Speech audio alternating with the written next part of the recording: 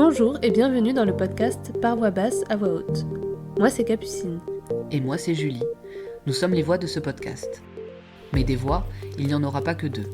Vous entendrez au fil des épisodes différentes voix venues témoigner à notre micro pour parler de leur accouchement et de leur expérience en maison de naissance. Vous retrouverez aussi des épisodes consacrés aux sages-femmes qui y travaillent. Parce qu'en effet, il n'y a pas qu'une voie pour accoucher. Il y a la voie basse, la césarienne, l'hôpital, chez soi et la maison de naissance. Ici, nous recueillons les récits de ces personnes, de ces couples, de ces familles ayant fait le choix d'accoucher en maison de naissance. Ce podcast est le premier à proposer cet espace de parole et nous espérons qu'il répondra à toutes vos interrogations à leur sujet. Alors cheminez à nos côtés vers votre plus belle rencontre. Bienvenue derrière les portes des maisons de naissance.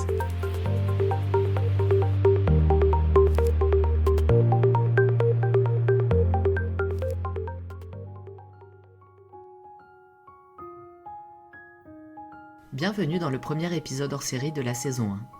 Pour conclure le premier trimestre, nous avons invité le Dr Galéa, médecin généraliste, qui porte un intérêt particulier au suivi global des femmes enceintes, ainsi qu'à leur accompagnement gynécologique.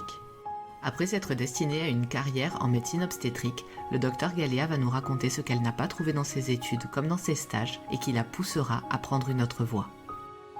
Lors de notre échange, elle parlera de la physiologie de l'accouchement et surtout de la mésinformation de certains professionnels sur ce qu'est réellement la physiologie. Elle nous partagera également les bienfaits de l'existence de projets tels que ceux des maisons de naissance. Aujourd'hui, Dr Galéa nous partage son point de vue.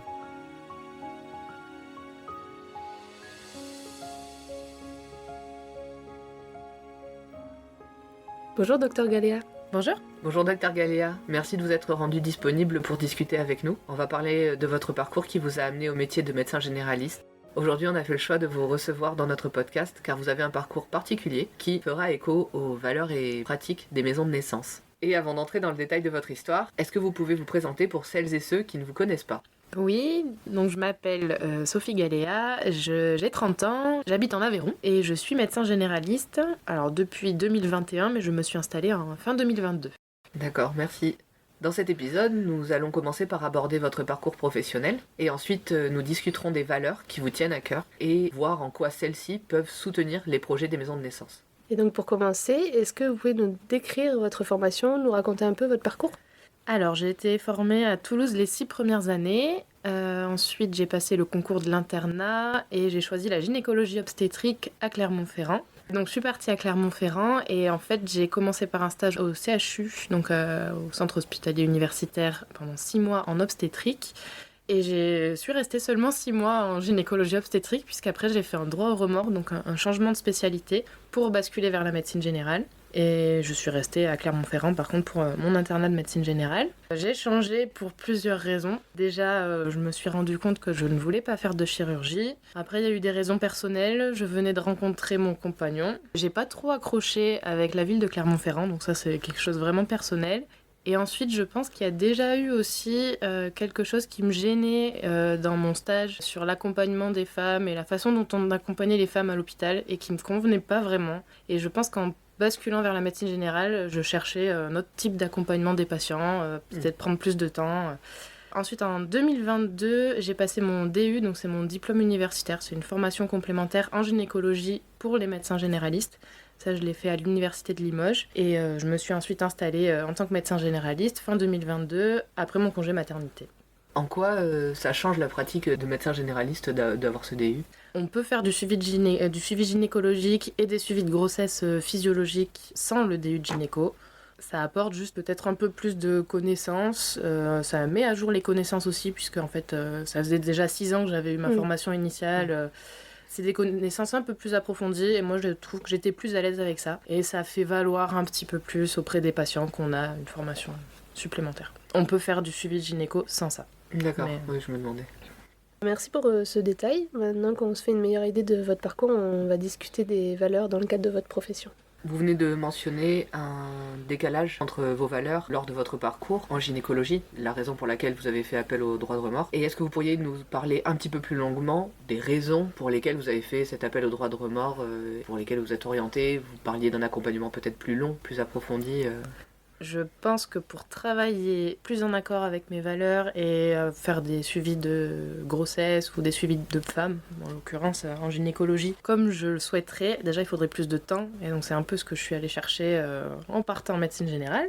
Dans un monde idéal, il faudrait plus de temps parce qu'en pratique, dans un contexte de désertification médicale où on manque de médecins, je me retrouve à consacrer 15 à 20 minutes seulement par consultation de médecine générale et je prends un peu plus de temps pour la gynécologie, donc 30 minutes. Mais même là, moi je trouve que c'est pas suffisant pour vraiment en fait apprendre à connaître le patient en face de soi, la patiente en face de soi, savoir comment elle va. Voilà, je pense qu'il faudrait plus de temps.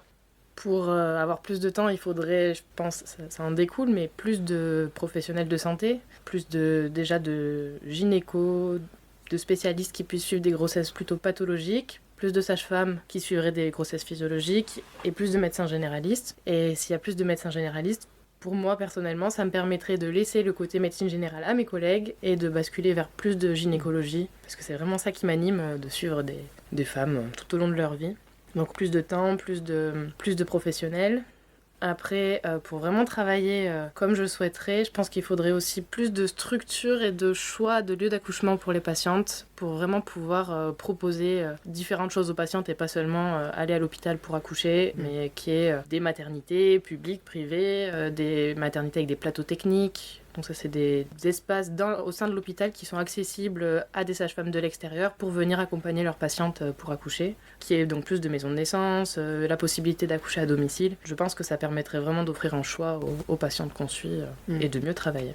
C'est la raison qui a fait qu'à un moment donné, vous vous êtes dit que la façon dont c'était enseigné, ça permettait pas tout ça en fait. Eh ben oui, moi j'avais senti qu'il fallait que je m'éloigne de l'hôpital où en fait on suivait les protocoles, on proposait grosso modo, mais un seul suivi, un seul lieu d'accouchement en tout cas. Toutes les autres façons d'accoucher, les autres lieux d'accouchement n'étaient pas vus d'un très bon œil et moi j'ai changé de regard en m'éloignant de tout ça et en cherchant de mon côté d'autres choses, en m'informant différemment. On a entendu au fil de nos interviews ou lors de nos recherches à plusieurs reprises qu'en France, la façon dont c'était enseigné, la gynécologie et la médecine en général, c'était souvent axé, ou en tout cas par le biais de la pathologie, plus que par l'accompagnement, etc. Est-ce que ça a joué aussi dans votre changement de cap ? Alors, quand j'ai fait le choix du droit au remords, effectivement, une des choses qui a pesé dans la balance, c'est que c'est inhérent au métier de gynécologue obstétricien qui voit beaucoup de pathologies, des grossesses compliquées, des accouchements compliqués. Mais pendant mon stage, c'est vrai que j'ai vu beaucoup de choses difficiles, très patho, très peu de physiologie. Il y avait eu des accouchements à 25 semaines qui se terminaient pas bien. Et tout ça, de jamais voir le côté physiologique, de jamais voir une grosse... C'est un peu exagéré de dire jamais, mais de voir surtout ça, oui, ça m'a fait bifurquer aussi. Je rentrais chez moi le soir, je disais à mon copain, le stage est contraceptif, on fait pas d'enfants. Donc si, je pense que ça a joué de voir vraiment que la grossesse et l'accouchement d'une façon, c'est dangereux, il y a tout le temps un risque. C'est vrai, il peut y avoir un risque, mais on peut aussi voir les choses différemment, se dire qu'une grossesse qui se passe bien, on n'a pas beaucoup à intervenir, et un accouchement qui se passe bien, on n'a pas beaucoup à intervenir non plus. Voilà, ce que j'ai pas beaucoup vu.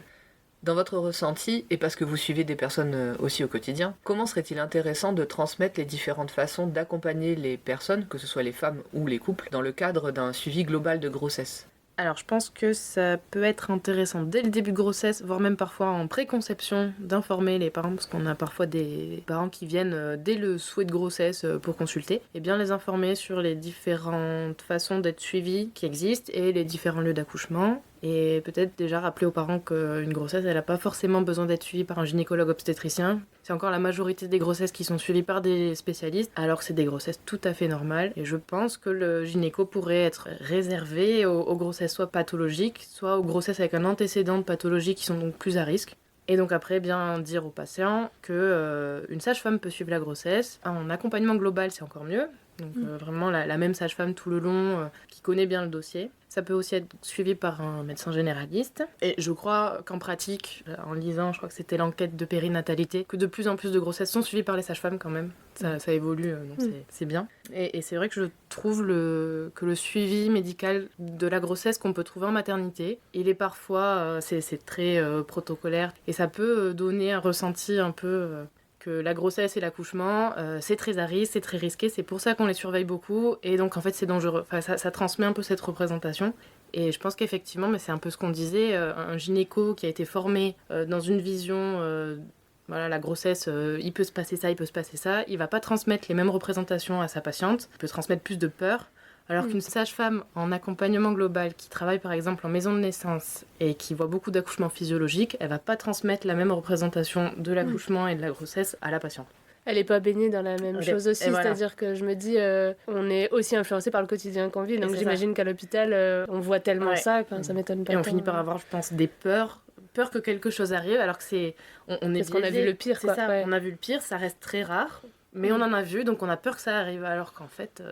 Moi, pour mon accouchement, j'avais peur qu'il y ait une dystocie des épaules. Et c'est vrai qu'il y a une sage-femme qui m'a dit « Mais j'en ai jamais vu dans ma carrière, tu vas pas me porter la poisse ?» Et en fait, c'est que moi, j'en ai vu pendant mon stage. Et donc, je me dis « Mais si, je suis sûre ça arrive. » En fait, c'est complètement biaisé, ça reste rare, ça arrive, mais il n'y a pas de raison. Voilà. Oui. C'est comme avoir peur quand on prend l'avion qu'il y a un crash. Bon, ben oui, mais c'est très rare. Par rapport au nombre de naissances globales, en fait. Voilà, il faut garder à l'esprit. Le pourcentage reste faible. Donc selon le professionnel qu'on choisit pour son suivi, je pense qu'on n'a pas les mêmes infos, on n'a pas la même vision de l'accouchement ou de la grossesse même en général. Et voilà, gardez ça à l'esprit que si tous les feux sont ouverts, on peut se faire suivre par une personne en dehors de l'hôpital qui n'a pas la même vision. Après, pour le suivi en maternité, je pense aussi, il y a quand même des femmes qui se font suivre en maternité. Et idéalement, ce serait bien que ce soit la même personne quand même qui suive la patiente ou la personne enceinte tout le long de sa grossesse. Et je sais que c'est parfois pas le cas. Les femmes, à chaque rendez-vous, elles vont rencontrer quelqu'un de différent qui connaît pas le dossier. Et ça, moi j'ai une patiente qui est suivie à la maternité pour une grossesse gémellaire. Et à chaque fois, elle rencontre quelqu'un de différent et elle me dit qu'elle ne vit pas très bien son suivi parce qu'en fait, personne la connaît vraiment, reprend toutes les infos. C'est épuisant. C'est un peu fatigant. Mais je pense que c'est émotionnellement aussi difficile parce que c'est quand même un moment où on est brassé par plein de choses. Ouais. La grossesse, c'est vrai que ça doit être un peu compliqué. Ouais. Après, pour le suivi aussi, quelque chose de tout bête, mais ça je pense que c'est commun à la médecine en général, mais commencer la consultation par comment ça va et laisser la personne en face dire tout ce qu'elle a sur le cœur, dire comment ça va vraiment, et donc poser des questions ouvertes pour laisser la personne s'exprimer. Alors ça, il y a beaucoup de professionnels qui le font, hein, mais voilà, je pense que c'est important. Pas commencer tout de suite, et je pense que sur certaines consultations en maternité, ça peut arriver. Bon, je déroule le questionnaire, vous avez des contractions, non, le bébé bouge, oui, sans laisser vraiment la personne en face, il faut du temps. Oui, on en vient à la même question aussi du manque de personnel, comme vous disiez plus tôt, sur l'idée que certainement on n'a pas le choix de suivre aussi un protocole vu qu'on n'a pas le temps derrière et que du coup on enchaîne et c'est ça. C'est un peu triste. Et ensuite on peut aussi informer pendant le suivi de grossesse sur les lieux d'accouchement et amener les parents assez tôt à se poser la question qu'est-ce que je veux pour mon accouchement, où est-ce que je veux accoucher. Moi j'ai des patientes qui au 3e trimestre quand je leur demande, alors des patientes que je suis pas forcément mais que je peux voir pour autre chose en consultation, et je leur dis mais vous allez accoucher où ? Oh ben je sais pas encore. Donc pourquoi pas ? Mais c'est vrai qu'après il y a quand même certaines structures, alors certains hôpitaux où il faut s'y prendre très tôt parce qu'en fait ils sont pris d'assaut dans certaines villes, peut-être parce qu'ils sont justement plus réputés, respectueux de la physiologie, des choses comme ça. Il y a des structures comme les maisons de naissance, c'est bien de s'y prendre tôt, soit parce qu'il y a de la demande, mais soit aussi parce qu'il faut connaître l'équipe, connaître les lieux et donc prendre le temps d'être suivi avec eux. Donc voilà, amener assez tôt les parents à se poser la question qu'est-ce qu'ils veulent. Mais le problème aussi, pour vraiment choisir son lieu d'accouchement, c'est avoir le choix en fait des structures pour accoucher. Et chez nous, on n'a pas vraiment le choix puisqu'on a notre première maternité qui est à 45 minutes. Enfin voilà, j'en reparlerai peut-être tout à l'heure, mais donc en fait t'as pas vraiment le choix. Quand ta maternité elle est à 3/4 d'heure, que t'as pas de maison de naissance à proximité et que tu peux pas te faire accompagner à domicile parce qu'il y a pas de sage-femme, est-ce que t'as vraiment le choix de ton lieu d'accouchement ? Je ne crois pas. Donc voilà, on peut les informer sur les différents lieux d'accouchement, mais derrière... tu vois, les lieux, on n'est pas tous égaux à la même c'est ça. Quoi. Mais c'est clair que la répartition sur le territoire français n'est pas encore égale. Ouais, c'est un peu compliqué. Et donc on vient de parler un petit peu de physiologie, vous avez évoqué ça à diverses reprises sur les parcours, les suivis de grossesse, les accouchements. Est-ce que vous avez une idée de comment ce serait intéressant d'accompagner justement et d'aborder la physiologie dans le cadre de l'accouchement ? Pendant le suivi de grossesse et la préparation à la naissance, déjà, je pense que expliquer le déroulement et les étapes d'un accouchement physiologique aux parents, ça c'est intéressant. Avec plusieurs plusieurs niveaux de détail en fonction des souhaits des parents. Il y en a qui vont vouloir savoir plus que d'autres. C'est intéressant à transmettre ces notions, même à des parents qui envisagent éventuellement un accouchement en maternité, même un accouchement parfois plus médicalisé. Par exemple, la notion d'intimité pendant l'accouchement, les informer que l'intimité c'est fondamental pour le bon déroulement d'une naissance physiologique. Et donc même à l'hôpital, en sachant ça, ils pourraient demander à limiter les allées-venues dans la chambre, mettre un peu de pénombre, se mettre dans les mêmes conditions, c'est ce qu'on dit, dans les mêmes conditions que l'acte sexuel en fait, un petit peu pour accoucher. Voilà, en ayant ces connaissances, ils peuvent demander à le mettre en place à la maternité. Après, autre chose à transmettre, je pense, pour un accouchement physiologique, transmettre la notion de gestion de la douleur, apprendre au couple à gérer la douleur. Je pense que certaines personnes qui souhaitent accoucher à la maternité et souhaitent la péridurale ne se préparent pas en fait à gérer la douleur dans l'accouchement et peuvent se retrouver un peu démunis parce que c'est allé trop vite, l'anesthésiste n'était pas disponible et en fait ils se retrouvent à accoucher de manière physiologique malgré eux et eux pour le coup ils l'ont pas préparé. Et voilà, donc transmettre vraiment ça aux parents, peu importe leur projet, le projet d'accouchement. Et même parfois, pour en avoir discuté avec une sage-femme de maison de naissance, il y a des parents qui arrivent en maison de naissance et qui se disent on va me donner des techniques qui vont me garantir un accouchement sans douleur. Je sais qu'il n'y a pas de péridurale, mais je vais pas avoir mal. Et c'est déjà arrivé. Et qu'elle se retrouve un peu, si, tiens, j'ai mal, et à se faire transférer pour demander une péridurale parce qu'en fait, elle était peut-être pas assez préparée dans ce sens. Et moi, j'ai même une collègue médecin qui m'avait dit, pour son premier accouchement, il y avait de la route pour aller jusqu'à la maternité. Et elle me dit, ah oui, la route, ça a été difficile. Moi, je pensais que ça faisait mal qu'à la sortie du bébé, que pour l'expulsion. C'est vrai qu'on n'a pas de cours sur la douleur de l'accouchement dans le tronc commun de connaissances avant l'internat. En fait. On parle des contractions, on parle de la péridurale peut-être sur une page, sur les milliers de pages de toutes les disciplines. Et c'est là que je me dis qu'en fait, transmettre ces notions sur l'accouchement, en fait, c'est pas que pour les femmes enceintes, c'est pour tout le monde qu'il faudrait informer et transmettre les connaissances sur l'accouchement physiologique ou comment se déroule un accouchement. Et surtout pour déconstruire un peu en fait, les représentations que peut avoir le public via les médias, via les films sur l'accouchement, où on voit une femme allongée sur le dos, qui hurle, qui pousse 2 minutes et hop, il y a un bébé. Et transmettre une vision positive peut-être de l'accouchement aussi et de comment ça peut se passer. Ça pourrait venir équilibrer les récits négatifs qu'on entend parce qu'il y a beaucoup de monde en fait qui est baigné dans une grand-mère où voilà, ça s'est mal passé, une copine à la maternité, une boucherie. Souvent, on entend plus de récits négatifs que de récits positifs. Alors, les gens qui ont vécu ces choses ont besoin d'extérioriser, donc c'est normal que ce soit ça qu'on entende. Mais voilà, très tôt, on a du coup une représentation peut-être un peu biaisée de l'accouchement. Et c'est vrai, moi j'étais sur une aire d'autoroute un jour avec mon bébé qui avait 1 an. Et derrière moi, il y a une petite jeune qui parle à sa grand-mère, je crois. Elle dit « Oh, regarde, il y a un bébé, il me tarde d'être maman, mais j'ai pas envie d'accoucher. » Et je me dis « c'est dommage en fait. Je me suis pas retournée lui raconter mon accouchement, c'était pas le moment. » Mais en fait, c'est dommage d'avoir si tôt des peurs en fait, sûrement transmises soit par la famille, soit par les médias. Et je me dis que quelque part, moi j'étais un peu comme ça aussi. Et c'est pas avant de ma formation, puisque c'est pas mes cours qui m'ont fait changer d'avis, puisqu'on transmet pareil le côté pathologique. Mais en fait, c'est m'être informé à côté, avoir cherché autre chose et avoir une vision différente de l'accouchement qui m'a fait changer d'avis. J'ai le sentiment que ça tend à évoluer, j'espère.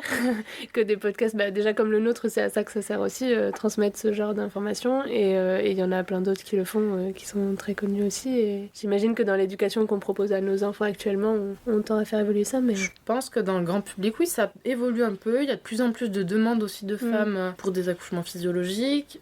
En tout cas, j'ai l'impression, peut-être pareil, je suis biaisée parce que je baigne un peu moi là-dedans, mais j'ai l'impression qu'il y en a quand même de plus en plus. Donc ces femmes-là, elles vont sûrement transmettre autre chose à leurs enfants. Il y a aussi quand même des médecins qui changent un peu de vision, qui dans les hôpitaux, qui essayent de respecter de plus en plus les projets de naissance, la physiologie. Il y a eu toutes les histoires avec les violences obstétricales qui font peut-être aussi évoluer les mentalités. Donc nous, on a des récits qui sont où les accouchements en hôpital ont été très respectés. C'est ça. Donc je pense les projets ont été respectés et les gens ont été quand même contents.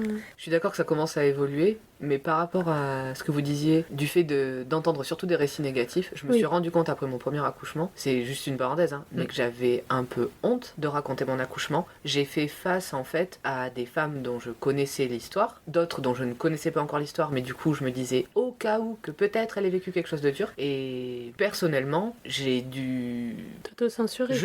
En fait, je me suis volontairement censurée et quand on me disait alors comment ça s'est passé, ça va, t'as pas eu trop eu mal et tout ça. c'était vraiment un complexe de dire que j'avais aimé mon accouchement et qu'il s'était bien passé en fait. Alors qu'en plus, j'ai des personnes qui me disent ah mais moi je t'admire d'avoir accouché physiologiquement. C'est très paradoxal ce qu'on ressent en fait.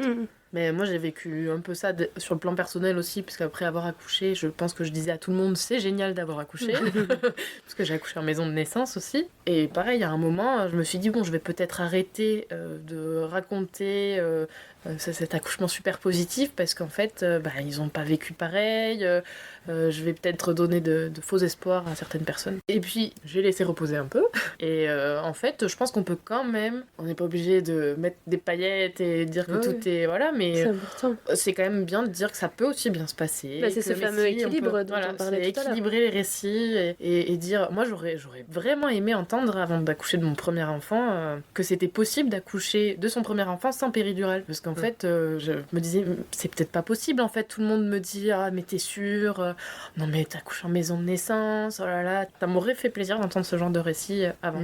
Bon, après, j'en ai cherché des récits, j'en ai trouvé... Mais oui, je pense que c'est quand même important. Et parce que ce que je voulais dire aussi, c'est en fait, j'ai beaucoup de collègues qui ont des croyances qui sont liées à leur expérience à l'hôpital, au protocole et à peu de connaissances de la physiologie. Et par exemple, moi, j'ai une copine sage-femme qui travaille à l'hôpital, qui a su que j'avais accouché en maison de naissance, qui m'a dit mais moi, je pourrais jamais, j'en suis pas capable. Et je pense qu'en vrai, elle le serait. C'est la vision qu'elle a de l'hôpital qui lui donne cette impression. Et j'ai aussi une collègue médecin, ça m'a fait rire, qui m'a dit mais alors le hands-off, parce que le hands-off c'est en gros la sage-femme, elle assiste à l'accouchement mais elle met pas les mains sur le périnée, elle laisse le bébé sortir tout seul, elle n'intervient pas. Alors qu'à l'hôpital souvent il y a les mains sur le périnée, et ma collègue qui me dit mais du coup si on met pas les mains sur le périnée, il y a personne pour retenir la tête pour pas que ça déchire. Et j'ai dit mais si, ça déchire pas, on gère, enfin je pense qu'elle a eu cette réflexion par rapport aux femmes qui sont sous péridurale, et effectivement comme on ressent pas bien les sensations au niveau du périnée, pour éviter que ça pousse trop fort, on retient un peu pour pas que le périnée déchire. Et là elle m'a dit mais il y a personne qui vient poser les mains sur le périnée. Bah non. Oui, voilà, et ça déchire pas systématiquement. Et ça déchire pas systématiquement. Et après je pense aussi que certains professionnels ont même une vision erronée de la physiologie, ou en tout cas erronée, ou qu'ils appellent accouchement physiologique des choses qu'ils ne sont pas forcément. Et moi ça m'est arrivé pendant mon stage de DU en maternité. J'ai vu plusieurs accouchements et j'étais enceinte à ce moment-là, donc la sage-femme que je suivais un petit peu m'a dit viens, je vais te montrer que de la physiologie. Et donc on est allé, j'ai assisté à un accouchement d'une femme pour son deuxième bébé qui s'est très bien passé, et elle était sous péridurale, allongée sur le dos, c'est allé assez vite. Voilà, la sage-femme m'a dit voilà, accouchement physiologique. Et quand j'en ai parlé après à la sage-femme qui me suivait en maison de naissance, elle m'a dit ah ben non, ça c'est pas de la physiologie, c'est un accouchement eutocique, donc c'est-à-dire un accouchement qui se passe bien, normal, mais c'est pas de la physiologie. Il y avait une péridurale, était sur le dos, c'était pas un accouchement physiologique. On confond un petit peu, on n'a pas une vraie vision de ce qu'est l'accouchement physiologique à la maternité. Certaines personnes, je veux pas généraliser. Et du coup, on parle du système hospitalier depuis tout à l'heure. Est-ce que vous pensez que ça serait possible d'envisager que le système hospitalier puisse offrir cet accompagnement si c'était un peu remanié, ou est-ce que finalement c'est quelque chose qui peut exister que dans des structures qui sont indépendantes et annexes ? Non, je pense que c'est possible aussi à l'hôpital. Il y a un truc dont j'ai pas parlé aussi tout à l'heure, c'est un critère important pour le bon déroulement de l'accouchement, c'est quand même le sentiment de sécurité pour les parents aussi. Et pour certains parents, le sentiment de sécurité, ça passe par l'hôpital, parce qu'ils savent que il se passe quelque chose, il y a un service de pédiatrie, il y a l'anesthésiste, il y a tout sur place, donc pour certains ça les rassure. Et donc mettre en place, déjà prendre plus de temps avec les patients, respecter les projets d'accouchement, faire ça à l'hôpital, ça permettrait d'améliorer le suivi, je pense. Ensuite, il faudrait quand même plus de moyens pour l'hôpital, revaloriser les salaires des sages-femmes, leur donner plus envie de travailler à l'hôpital, et donc qu'il y ait plus de sages-femmes, plus de monde, et qu'il puisse vraiment y avoir une sage-femme qui suive une femme. Mais c'est un peu le mouvement qu'il y a eu, là, un moment, une femme, une sage-femme. S'il y a ça déjà, je pense qu'on améliore l'expérience des patientes à l'hôpital. On en vient à la question du suivi global, en fait, oui, dont on parlait, qui est primordial, et nous, qu'on entend beaucoup dans nos récits, même les femmes qui ont accouché à l'hôpital mentionnent notamment que le suivi global a apporté un plus c'est ça, très très important, et qui a aidé à leur accouchement malgré la médicalisation après coup.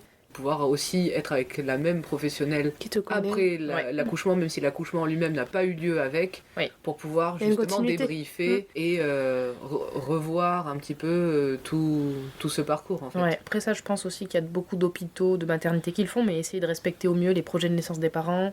Et je pense que ça se fait de plus en plus quand même, et qu'il y a beaucoup de personnes, mais comme vous disiez, qui accouchent à l'hôpital et qui ont un bon vécu de leur accouchement. Et nous, c'est vrai que c'est le cas, la seule maternité, enfin pas la seule, mais la plus proche qu'on ait, qui est à 40 à 50 minutes, c'est une maternité à taille humaine, et où les patients, ils sont ravis en général de l'accompagnement par les sages-femmes pour les accouchements physiologiques. Après, quand ça devient médicalisé, c'est différent parfois, mais pour le côté accouchement physiologique en maternité, en général, elles sont très contentes, hein, les patients. Donc je pense que c'est possible.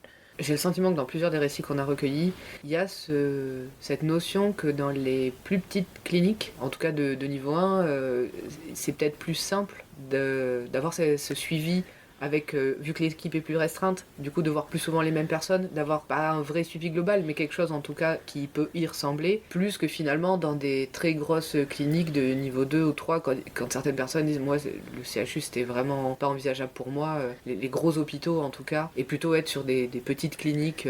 Et je pense que c'est lié aussi en fait au nombre d'accouchements, et alors les équipes sont plus restreintes, on peut retomber facilement sur les mêmes personnes, mais c'est vrai que s'il y a moins d'accouchements ce jour-là, ce qui est plus fréquent dans les petites maternités, et bien on a une meilleure expérience puisque la sage-femme elle va être plus disponible pour nous aussi, en fait. C'est juste. Et dans les niveaux 3, il y a forcément plus d'accouchements, ça tourne beaucoup plus, donc je pense que c'est un peu Pas différent. assez de personnel pour le nombre d'accouchements en fait. Ouais. Ouais. Et après, la question que vous posiez, il n'empêche qu'il faut quand même soutenir et développer les structures indépendantes, hein, même si c'est possible, je pense, d'avoir cette expérience à l'hôpital, parce qu'en fait, il y a certains patients, le sentiment de sécurité, ils vont pas le trouver à l'hôpital justement, et ils vont le trouver plus éloigné de l'hôpital, dans une structure moins médicalisée, et donc accompagner, il y a de la demande en fait, hein, pour les maisons de naissance, donc vraiment continuer à les développer, c'est important. Le côté maison de naissance, ce qui est bien, c'est que s'il y a besoin d'un transfert, c'est possible rapidement, voilà, c'est ça qui peut sécuriser certaines personnes aussi. Il faut soutenir les deux, je pense. Depuis tout à l'heure, du coup, on parle beaucoup de maisons de naissance, mais du coup, on serait curieuse de savoir comment vous avez connu ces structures. Je les ai cherchées. Je les ai cherchées. Parce que donc, suite au stage, mon premier stage d'internat au CHU en obstétrique, ça a été un peu donc, la désillusion sur le métier d'obstétricienne tel que je me l'imaginais, je pense. Parce que, comme je vous ai dit, j'ai vu aussi des choses pas faciles pendant ce stage. Bref, il y a plusieurs choses qui ont fait que j'ai changé. Et donc, je me suis un peu éloignée de tout ça. Je me suis mis aussi à vivre avec mon compagnon qui lui est complètement éloigné du monde médical, qui a une approche un peu différente de la santé, élevé un peu dans des pratiques un peu plus alternatives, on va dire. Je me suis mise à vivre à la campagne, je me suis vraiment détachée de l'hôpital, et de temps en temps j'entendais des récits de personnes qui avaient accouché différemment, ou soit voilà, sans péridurale, ou même ailleurs qu'à l'hôpital. Il y a certains accouchements à domicile, chez nous on est un peu loin de tout. Et donc là je commençais à me dire, peut-être qu'en fait accoucher différemment et ailleurs qu'à l'hôpital c'est possible. Et donc là j'ai commencé à lire des récits d'accouchement, des études, mais aussi des livres. Et j'avais fait un stage pour mon internat de médecine générale chez des sages-femmes vers chez moi. Et dans leur petite bibliothèque, elles avaient un livre qui s'appelait La naissance orgasmique de Elisabeth Davis et Debra Pascali-Bonaro. Et le titre m'a intriguée, donc je l'ai emprunté, je l'ai lu et ça m'a fascinée. Je me suis dit, mais j'avais jamais eu cette vision de l'accouchement en fait. Et pourtant, là, oui, c'est vrai que je partais de loin, moi j'avais la vision hospitalière, protocole, et je voyais un peu, enfin c'est la vision qu'on partageait dans le service, mais les gens qui accouchaient sans péri, c'était un peu les hippies, les gens qui accouchaient à domicile, c'était des folles. Bon. Et là en fait, en lisant ça et en lisant un peu, je me suis dit, mais en fait non, on peut, pas besoin d'être hippie pour accoucher différemment. Reconversion hippie. Droit de remords à la vie normale. Un petit peu. Et donc j'ai continué à lire, et dans ce que j'ai lu aussi, j'ai lu des récits en anglais sur des accouchements à l'étranger dans des birth centers, ou des centres de naissance, on pourrait dire, je pense. Et je me suis dit, c'est dommage qu'il n'y ait pas ça en France. Et après, je suis tombée, je sais plus si j'ai cherché ou je suis tombée dessus, sur des documents qui parlaient du coup de l'expérimentation des maisons de naissance. Là, il y avait entre 2016 et 2020, expérimentation des maisons de naissance en France. Et je me suis dit, génial, j'ai regardé, et la plus proche, c'était Doumaya à Castres. Et le premier truc que je me suis dit, c'est quand même, c'est trop loin, tant pis. Et j'en suis un peu restée là au départ, mais c'est comme ça que j'ai découvert qu'il y avait des maisons de naissance en France. Et du coup, après avoir connu les maisons de naissance et l'intérêt que vous y portiez, est-ce que vous avez été amené à les conseiller à vos patientes ou patients ? Alors, personnellement, non, parce que c'est vrai que c'est un peu loin. C'est 2 heures, minimum 2 heures de route pour la maison de naissance la plus proche, du coup. Alors après, je l'ai fait. Hein. Moi, j'ai accouché en maison de naissance et en habitant à 2 heures. Donc, ça se fait. Mais c'est vrai que c'est pas quelque chose que je conseille parce que logistiquement, c'est quand même compliqué. Voilà, j'en parle pas forcément à mes patientes. Et on a peu de demandes finalement de la part des patientes pour la maison de naissance, soit parce qu'elles ne connaissent pas, c'est vrai, et soit parce qu'en fait elles savent que c'est trop loin, donc c'est dans leur tête, c'est pas une option, c'est trop loin, bon bah tant pis pour moi. Et j'ai quand même ma collègue sage-femme, une de mes collègues sage-femmes qui en parle au cours de ses suivis, qui évoque le fait, voilà, la maison de naissance ça existe en France aussi maintenant, certes c'est loin, on a des gens qui seraient intéressés. Qui seraient intéressés, il y a de la demande, mais on a quand même peu de gens qui y vont, trop loin. Oui, parce qu'il y a des gens découragés, quoi. Ben oui. Oui, parce qu'en effet, il y a de la demande. Le fameux sondage Ipsos qui a été fait en 2021 qui dit qu'une femme sur 5 a ce souhait. Ça veut pas dire qu'elle est éligible à un accouchement physiologique en maison de naissance, mais en tout cas, elle en aurait l'envie. Et c'est vrai que il y a de la demande, c'est très parsemé, quoi. Je pense que chez nous, une femme sur 5, on y arrive facilement. S'il y avait une maison de naissance à côté de chez nous, on trouverait un peu retour justement à la nature, à la physiologie. Enfin, il y a beaucoup de monde qui pense comme ça. Je suis sûre qu'on trouve le public intéressé. Mais c'est trop loin. J'ai cru comprendre, mais j'aimerais vous le demander quand même. Est-ce que vous avez une maison de naissance près de chez vous ? Et alors non, puisque comme je l'ai découvert en recherchant les maisons de naissance, la maison de naissance la plus proche c'était celle de Castres, donc d'Oumaya, qui est à 2 heures de l'endroit où j'exerce, mais pour les gens qui vivent un peu plus loin dans la campagne, facilement à 2h30 de route. Et en fait, pour nous, cette problématique de distance, on l'a pas que pour la maison de naissance, on l'a pour toutes les structures, puisque donc la maternité la plus proche, elle est à 40 à 50 minutes de route. Les suivantes, on est facilement à 1 heure. Donc on est quand même loin. Et c'est vrai que j'ai une collègue qui m'a dit, elle est sage-femme, elle a de plus en plus de patientes qui en fait accouchent à domicile de manière non assistée, donc avec juste leur mari, parce qu'elles sont trop loin en fait des structures, soit parce que elles voulaient accoucher à domicile et en fait elles trouvent personne pour les accompagner, donc par manque d'alternatives en fait il y a de plus en plus d'accouchements. Voilà, elles prennent, je pense quand même il y a un petit risque toujours. Oui. Donc disons que c'est dommage au sens où elles pourraient être accompagnées facilement dans ce projet. Et en fait elles prennent un risque en plus en n'ayant pas d'accompagnement. Parce qu'en fait le système parce qu'il n'y a pas assez de répartition sur le territoire, quoi. Et c'est vrai que j'avais parlé avec une collègue médecin aussi il n'y a pas très longtemps et elle m'a demandé où j'avais accouché, donc je lui ai dit en maison de naissance et je lui ai dit et toi ta deuxième t'as accouché où? Elle me dit dans la voiture. Je dis ah mince, ah non t'inquiète c'était le plan. Donc en fait elle avait prévu d'accoucher avant l'hôpital parce qu'elle voulait pas accoucher à l'hôpital, mais en même temps elle voulait pas accoucher à la maison parce que personne pour l'accompagner et elle voulait pas prendre ce risque, donc accoucher dans la voiture c'était le plan. Et je trouve que c'est dommage en fait. Si on avait eu une maison de naissance pas loin, elle aurait accouché en maison de naissance sûrement de manière un petit peu plus sereine. Disons que c'est même serein juridiquement aussi en fait, parce que au-delà donc je disais c'est un risque, mais en fait comme on dit, si un accouchement se passe bien, il se passe bien, il n'y a pas de risque, mais derrière il y a tout un protocole de la mise en danger par contre de la mère et de l'enfant qui peut être juridiquement relevé. Et du coup, c'est là où ça crée les parents sont pas à l'aise dans leur projet aussi, quoi. C'est-à-dire que c'est triste d'en arriver à une alternative de je fais dans la voiture, c'était le plan. Voilà, ça m'a fait j'ai trouvé ça. C'est rigolo et en même temps c'est dommage. Et en même temps c'est un peu triste, qu'on n'ait pas le choix en fait. Qu'on n'ait pas le choix encore. C'est comme la difficulté d'être accompagné à domicile. Petite information sur justement la proximité d'une maison de naissance. Alors c'est un projet, parce qu'on sait que les instances administratives sont très complexes à mobiliser pour obtenir ça, et puis en plus il faut trouver une maternité partenaire, etc. Mais actuellement, à Aurillac, il y a un projet de maison de naissance qui est en cours. ALBA, qui veut dire accoucher dans le berceau d'Aurillac. On sait pas exactement où ça en est.